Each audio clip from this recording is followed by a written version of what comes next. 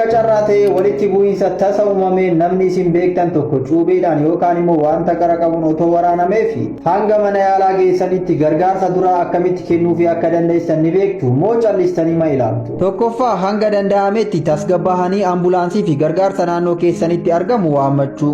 Lammaffaa nama cuubee yookaan sibiilaan waraaname sana dugda isaaniin ciibsanii miila isaanii dachaasuu fi yookaan immoo shook poozishinii irra kaa'u. Sadaffaa immoo hanga danda'ametti bakka waraanaman sana akka irra deddeebi'anii hin ilaalle gochuu. Sababni isaas bakka waraanaman sana irra deddeebi'anii ilaalu taanaan of wallaalanii kufuu waan danda'aniif. Arfaffaa immoo cuubeen yookaan wanti qara qabu suni qaama isaanii irraa hin buqqaane taanaan isin tasumaa qaama isaanii irraa buqqisuu hin qabdani. Ogeessa fayyaa qofadha cuubee sana qaama isaanii irraa buqqisuu kan qabu. Sababni isaas wanti qara qabu sun yeroo sana qaama isaanii irraa buqqisnaan dhiigni isaanii garmalee dhiigee lubbuun isaanii darbuu waan danda'uuf. Isin wanti gochuu qabdani naannoo bakka cuubee waraaname sana carqii qulqulluudhaan jabeessitanii gadi qabdanii carqii biraatiin irratti hiitanii cuubeen qaama irra jiru sun sochii isaa hir'isuu fi dhiiga dhangala'u sana hir'isuudha.